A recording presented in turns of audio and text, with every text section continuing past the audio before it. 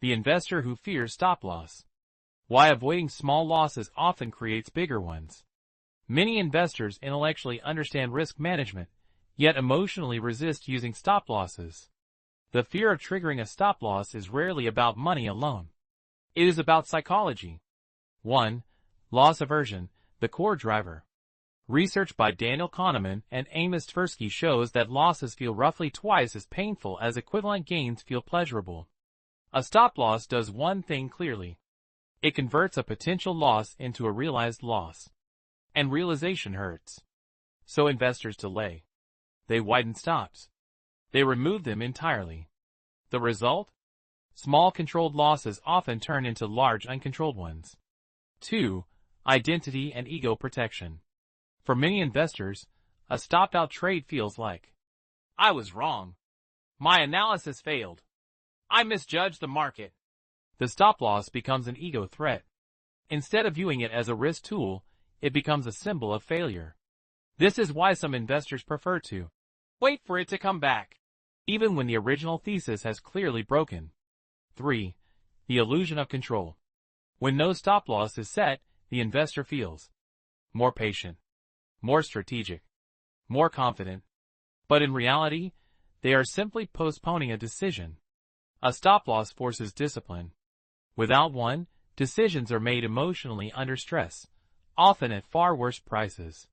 4. The "it will recover" bias. Markets often do recover, eventually. But not every asset does. Companies fail. Trends reverse. Structural shifts occur.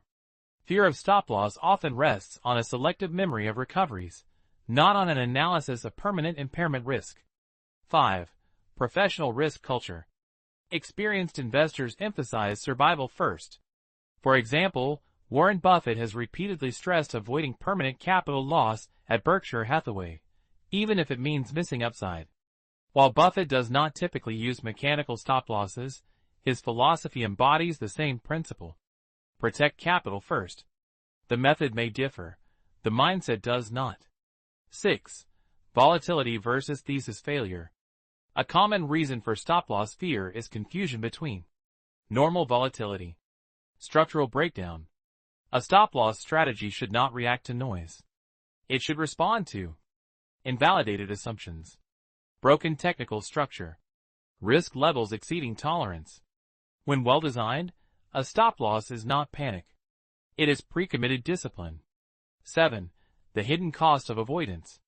Avoiding stop-losses can lead to deep drawdowns, capital being locked for years, emotional exhaustion, strategy abandonment. Ironically, the fear of a 5 to 10% realized loss often results in 40 to 60% unrealized damage. The psychological shift. The stop-loss is not an admission of defeat. It is a boundary, a predefined exit, a risk ceiling. It transforms uncertainty into structure, and structure reduces emotional decision-making. Final insight. The investor who fears stop-loss is usually not afraid of losing money. They are afraid of being wrong. But investing is not about being right every time. It is about limiting damage, preserving capital, staying in the game. Small, intentional losses are part of professional discipline. Avoiding them rarely protects wealth. Managing them often does.